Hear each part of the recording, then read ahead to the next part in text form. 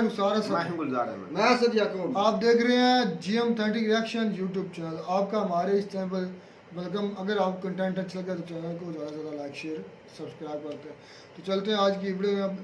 Highly recommended video है, देखते हैं। प्रशांत सर की वीडियो है कि brutal reply by Jaishankar to Pakistan foreign minister put at CEO meeting. देखते हैं वीडियो पे, देते हैं रिएक्शन।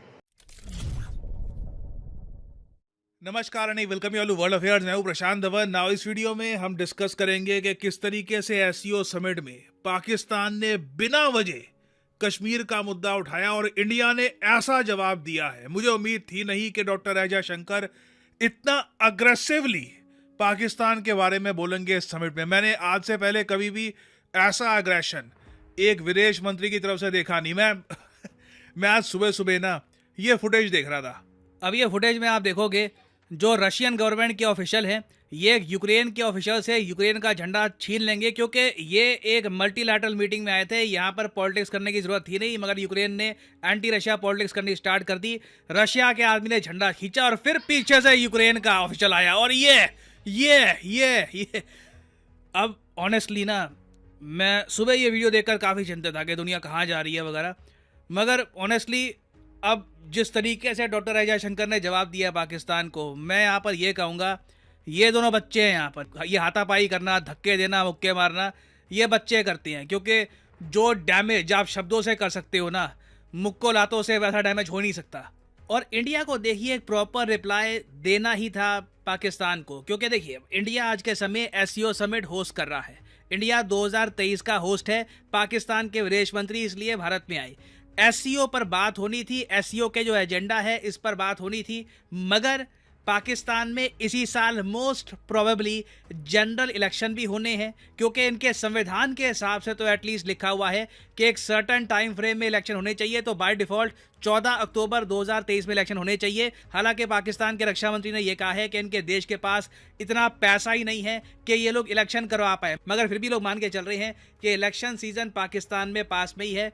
तो इन लोगों ने देखो इंडिया में आकर ना बिना वजह कश्मीर का मुद्दा रेस किया। ऑब्वियसली टारगेट यही था कि पाकिस्तान की जनता को लगे कि इनके जो विदेश मंत्री है इंडिया में गए, कश्मीर का मुद्दा रेस किया, मगर एससीओ के फोरम को गलत तरीके से यूज़ करना कश्मीर के लिए ये बहुत ज़्यादा गलत है। बट मैं ये कहूँगा, देखिए पाकिस्तान की जो पब्लिक है वहाँ पे एंटी इंडिया सेंटिमेंट इतना स्ट्रांग है कि जब बिलावल भुट्टो से डॉक्टर एस जयशंकर मिले तो बस डॉक्टर एस जयशंकर ने नमस्ते किया इनको दूर से और उसके बाद कहा कि आप आगे बढ़िए। पाकिस्तान के लोग इस बात से ही गुस्सा हो गए कि बिलावल भुट्टो ने वापस नमस्ते क्यों करी। पाकिस्तान के लोग चाहते थे कि बिलावल भुट्टो जिस तरीके से आदाब वगैरह कुछ करते जो पाकिस्तान की पब्लिक पसंद करती, तो इतने छोटे से इशू पर भी ना पाकिस्तान की पब्लिक प्रेशर डाल रही थी अपने विदेश मंत्री पर, और इनके विदेश मंत्री को बाद में जस्टिफिकेशन देनी पड़ी कि देखिए सिंध जहाँ से ये है, सिंध जो प्रोविंस है पाकिस्तान का, वहाँ से बिलोंग करते हैं बिलावल भुट्टो। इन्होंने कहा कि सिंध में बड़ा कॉमन है, हम काफ़ी बार इस तरीके से हाथ जोड़ के एक दूसरे को ग्रीट करते हैं,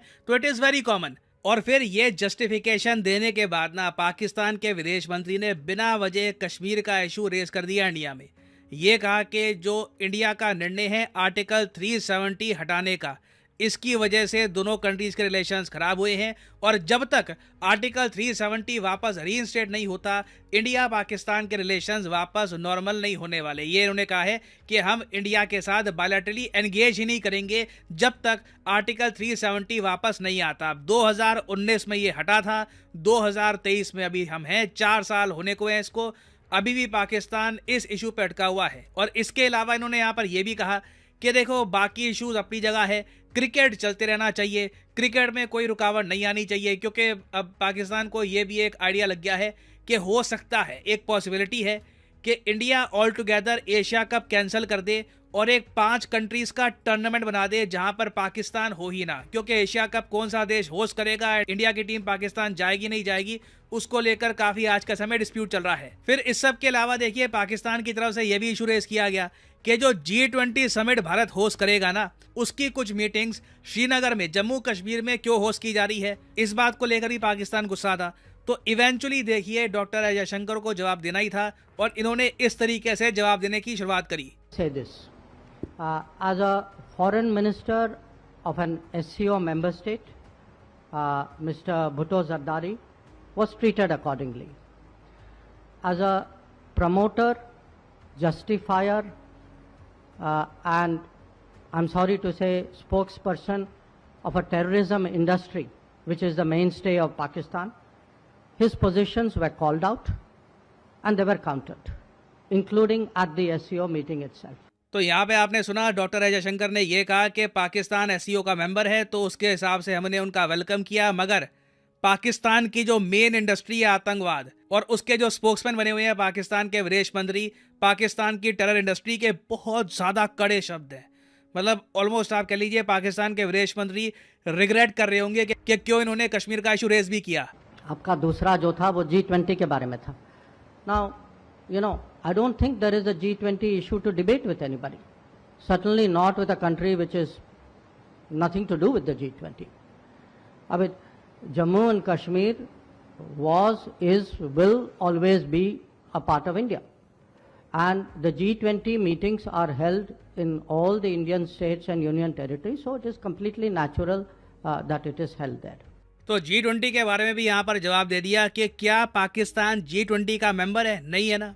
तो जिस ग्रुप का पाकिस्तान मेंबर ही नहीं है तो उनको क्या यहाँ पे मतलब है कि G20 की मीटिंग कहाँ पे होती है? और अगेन कश्मीर, जम्मू कश्मीर इंडिया का पार्ट है तो वहाँ पे तो ऑब्वियसली मीटिंग होगी, उसमें कोई नई बात क्या है। तो बहुत ज़्यादा स्ट्रेट फॉरवर्ड जवाब दिया है और आगे यहाँ पर सुनिए। You know, on this matter, the terrorism matter, I mean, I would say Pakistan's credibility is depleting even faster than its forex reserves. Absolutely no mercy, brutal जिसको कहते हैं ना, कंप्लीट नॉकआउट। जितना पाकिस्तान का विदेशी मुद्रा भंडार जिस तरीके से गिर रहा है उसी तरीके से जो इनकी क्रेडिबिलिटी है वो भी लगातार गिर रही है आतंकवाद के मामले में। तो पाकिस्तान आतंकवाद के मामले में जो भी कहता है दुनिया सीरियसली इसको लेती नहीं है, क्योंकि अगेन इनके वर्ड की, इनके स्टेटमेंट्स की कुछ ज़्यादा इंपॉर्टेंस है नहीं, उसके पीछे कुछ ज़्यादा एक्शन, कुछ वेट है नहीं। तो बहुत ज़्यादा मैं कहूँगा कि स्ट्रॉन्ग आंसर्स दिए हैं डॉक्टर अजय शंकर ने। और क्लियरली यहाँ पर पाकिस्तान के विदेश मंत्री को सिंपली समिट अटेंड करके चले जाना चाहिए था। बिना वजह इन्होंने, आप कह लीजिए फ्यूचर में अगर कुछ पॉसिबिलिटी भी थी इंडिया पाकिस्तान की बातचीत की, ये भी रुइन कर दी है। और इससे इन दी एंड लॉस रीजन को ही होगा। ये जो पाकिस्तान की अजीब सी जिद है कि 4 साल पहले जो कोई एक स्पेशल स्टेटस था वो वापस लेके आओ तब हम बात करेंगे, इट इज़ अनरीजनेबल। और लॉन्ग टर्म में देखिए इससे नुकसान पाकिस्तान के आम लोगों को ही होगा और पाकिस्तान एज ए कंट्री ही सफ़र करेगा। यहाँ पर मैं ये भी ऐड कर दूं कि लाइफ में अगर आप एक बार प्रॉपरली एक एग्जामिनेशन की जारी करना चाहते हैं घर बैठे या ऑफिशियल बेइज्जती बिलावल भुट्टो साहबा की, सॉरी बिलावल भुट्टो साहब की, बिलावल भुट्टो साहब की बेइज्जती है ऑन ऑफिशियल फोरम पर। अब उसको मज़ा आ गया होगा, मज़ा चख लिया होगा कि आगे सामने कौन है। सामने वो डॉक्टर एस जयशंकर है जो यूरोप में बैठकर यूरोप की आंखों में आंखें डालकर कहते थे कि यूरोप का मसला पूरी दुनिया का मसला नहीं है। अच्छा यार, ये तो बाद में बात करेंगे ना, सबसे पहले बात करेंगे जो फाइट हुई है ना उधर यूक्रेन और रशिया की। भी कमाल है भी ऐसी फाइट भाई, क्या जहलियत की हद भी होती है इसमें। इतना आज जज्बात तक ऐसे फोरम पर ऐसा सीन कभी भी हमने नहीं देखा। जो ये रशिया भाई, ये वाकई इतने जज्बाती हैं ये दोनों मुल्क आपस में कि भाई वो भाई रशिया वाले ने भी हरकत बुरी की। प्रशांत सर ने भी यही कहा था कि बच्चों की तरह ये कर रहे हैं, जो फाइट कर रहे हैं। आप बातचीत के जरिए आपके जो अल्फाज है ना उसमें ताकत होनी चाहिए। जो एस जयशंकर ने बयान दिए हैं उसमें, उसके अल्फाज में, बोलने में बहुत बड़ा फर्क था। आप हाथों से नहीं लड़ सकते बच्चों की तरह जैसे वो लड़ रहे थे। मैं तो बोलता था कि जो यूरोप के या अमेरिकन होते हैं वो पढ़े लिखे होते हैं, रशियन, तो भाई मुझे भाई ऐसी हरकत की भी उम्मीद भाई नफरत इतनी बढ़ गई है ना, तो तलीम पर अब नफरत हावी हो गई है। तो जो रशिया पर नफरत हावी हो गई, रशिया के जो उसने झंडा छीना है भी, ऐसी हरकत नहीं ना करनी चाहिए थी उनको।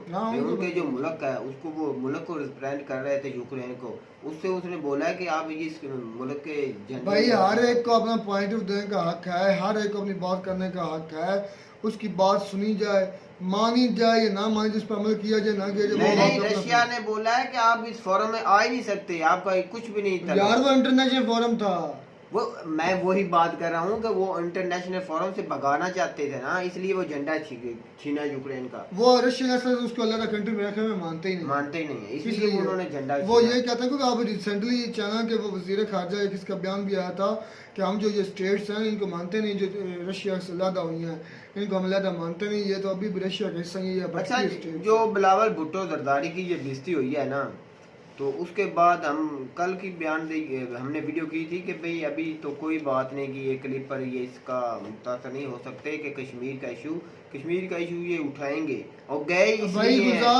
गए इसलिए कि भाई अपने वोट बैंक बढ़ाने के लिए। और असल भाई से पूछते हैं जो बेइज्जती हुई इस पर आप क्या कहना चाहते हैं? कितनी मेरे ख्याल में ये बेइज्जती नहीं है। अच्छा, मेरे ख्याल में ये बेइज्जती नहीं है। मेरी है। बात सुन ले, बात सुन पहले, फिर समझ में आएगी। मेरी बात सुन, ये बेइज्जती नहीं है। बेइज्जती तब होती कि जब सामने वाला मद्दे मुकाबल इतना स्ट्रॉन्ग होता कि आमने सामने दोनों ममालिक एक जैसे होते, बात करने वाले में इतना दम होता कि वो करता है तो वो करके दिखाएगा, इस बात का इंडिया को यकीन होता, तो तब उसके मुकाबले में बयानबाजी होती, तो वो था बेइज्जती का बायस। ये तो सिर्फ एक महज बात की गई है कि वो इंडिया का हिस्सा अब है, ये तो।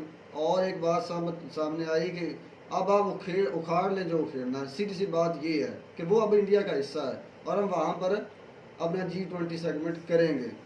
दूसरी उन्होंने बात की कि ये आतंकवाद का घर है पाकिस्तान, फैक्ट्री है, तो ये तो बयानबाजी चलती रहेगी, इसमें तो कोई दो राय नहीं है। ये बयानबाजी दोनों ममालिक से चलती रहेगी। और हाँ, मैं एक बात यहाँ पर इस चैनल पर बैठते बैठते समझ गया कि इंडिया जो बयान देता है मेरे भाई, वो ऐसे नहीं देता। यहाँ के इदारों का उनके साथ मुलव्वस होना 100% कन्फर्म है मेरे। किन के साथ? इंडियन के साथ हमारे इदारों का साथ मिले होना और यहाँ पर बयानबाजी करना, और हमारे इदारे इंडिया के साथ मिले हुए मेरे भाई। मैं बताता हूँ सर, जब ये 370 धारा हटी, पाकिस्तान में फौज भी मौजूद थी, पाकिस्तान के तमाम सिक्योरिटी इदारे मौजूद थे, पाकिस्तान की हुकूमत भी थी, एक मुल्क था, कोई टूट नहीं गया था, कोई डूब नहीं गया था मेरे भाई। क्या करना था, क्या करना चाहिए था? आपकी सोच है क्या करना चाहिए था? मेरे जो मुझे समझ में आता है ना मेरे भाई, सबसे पहली बात तो जब ये हटाया गया 370 धारा, आर्मी लेवल पर आपकी बात नहीं सुनेगी, आपने की नहीं सुनेगी, तो आप हैंड टू हैंड से बात करते सर, फेस टू फेस नहीं, हैंड टू हैंड बात करते सर। अच्छा, तो पता चलता कि मद्दे मुकाबल दूसरा मुल्क जो हर बात पर असद भाई करते हैं। नहीं क्या मेरी तो बात सुनिए, आपने बोला हैंड टू हैंड करते, मैंने पहले ये क्या बात की। आप इंडिया को हैंड टू हैंड जंग लड़ सकते हैं? बिल्कुल लड़ सकते हैं, इसमें कोई दो राय नहीं है सर। तुम्हारे कोई पावर है? मैं समझाता हूँ पक्की एंटी वेनम, नहीं एंटी वेनम ले लो, एंटी वेनम ले लो, आगे बोलो, एंटी वेनम ले लो। तुम्हारे अपने बकवास बंद करोगे, मुझे बात करने दो। तुम्हारे अपने जनरल बाजवा ने कहा था सर, मैंने हमारी बात इसलिए छेड़ी, आपका आ रहा था, आपका आर्मी चीफ मैं सर ये बात इसलिए छेड़ी है कि ये एंटी वेनम है जो ये कहते हैं हम लड़ सकते हैं उनके लिए। एक मिनट यार, एक मिनट, मैंने ये बात इसलिए छेड़ी है कि हमारे इदारे उनके साथ मिले हुए, मैं उधर ही आ रहा था, जनरल साहब की बात पर ही आ रहा था कि ये सारे एक ही थाली के चट्टे बट्टे हैं। तो आप लड़ते किससे? अवाम कैसे लड़ते कैसे? जब आपके सिपह सलार ही कह रहे हैं हमारे पास, जब सिपह सलार गंदे सिलेक्ट किए जाते हैं, सिलेक्ट नहीं किए जाते, मुसल्लत किए जाते हैं, तब फौज का बेड़ा गर्क आपको जब सियासतदानों ने आपको बना दिया जाते हैं, आपको बनाया जाए सिपह सलार। मैं कहता हूँ कि जनरल बनाएंगे तो वो फौज से ही ना, वही हमें कमांड करेंगे ना, वो ही लड़ेंगे ना। भाई मैंने देखा है पाकिस्तान का जो सिपह सलार है ना, फौज का से नहीं आता। मैंने कभी देखा जो नहीं ये दिहाड़ीदार मजदूर होता है, जिसे हम पल्लेदार कहते हैं, पल्लेदार भी हमारा आर्मी चीफ रहा है। यार आप तो असद भाई जो बात सुने, सी बातें करने का शौक असद भाई मेरी तो बात सुने। जब तुम अजीब करते हो तो मैं भी अजीब ही करूंगा। जो बात बनती हो, किसी नजर देखी जाए, वो बात करनी चाहिए। मुझे ये बता, एक तरफ अमेरिका है, दुनिया के सुपर पावर मुल्क है, ऐसा है, एक तरफ अफगानिस्तान है जिसके पास कुछ भी नहीं है, ऐसा मानो कि कुछ भी नहीं है उसके पास, तो उसने इतने साल अपनी लड़ाई कैसे लड़ी? सपोर्ट करता रशिया से खुफिया तौर पर। मुझे एक बात बता, उस उनमें पहले लड़ाई का जज्बा था ना, भाई वो जान- लोग चाहते थे कि हमने अपना मुल्क भाई आजाद करवाना, उनका- ऐसी कोई कोशिश उनका जो उनमें मुल्क थी। है ना, मेरी तो बात सुने, मेरी बात आप समझ नहीं भाई रहे। वो आगे से जंग करते Select- नहीं है ना, बाकी सब वो क्या अफगानिस्तान मेरी बात उसके सुनो। अमेरिका के साथ जंग लड़ी है, तो और उसने क्या नहीं। किया? गुरिल्ला वार वो गुरिल्ला कहते वार हैं है। ये वो बहुत पहाड़ों में पुराना- छुप जाते हैं, मेरी बात कहीं सुन, कोई मेरी बात। जंग नहीं लड़ी ये बहुत कदीम लड़ाई का तरीका है, बहुत पुराना तरीका है, और लोग सदियों से ऐसा लड़ते चले आए हैं। ये तो है ना, जो जैसे direct मेरी तो नहीं बात लड़ते। सुने, यूक्रेन और रशिया की जंग हो रही है ना, वो आगे से हमला Face करते to हैं, face हो रही फेस है। टू फेस हो रही है। ऐसी कभी अमेरिका है भाई अफगानियों ने बात की है? ये है नहीं हमारी की। मुख्तसर कि हमारी बेइज्जती का सबब बना है हमारी बिलावल भुट्टो, तो वो क्योंकि मैंने पहले उनकी कहा, वो क्रेडिट अपना- किसी वो का बहस अपना- नहीं बना। और वो उसके अपना अलावा आगे इलेक्शन है, वोट बैंक उसके लिए बढ़ाने कर के रहा लिए है। गया प्रशांत था। साहब ने भी बात यही की तो है। ये बात नहीं है, वो उसका वोट बैंक कोई भी नहीं है, तो तो देखते हैं मैंने कि क्या पहले ही होता है। कहा था, ये एक थाली का चट्टे बट्टे हैं। तो उम्मीद करता हूँ कि हमारी ये वीडियो अच्छी लगी होगी। वीडियो अच्छी लगे चैनल को सब्सक्राइब कर दें। मिलते हैं नई वीडियो में नए टॉप साथ, तब तक दिए इजाजत। अल्लाह अल्लाह हाफिज़। हाफिज़।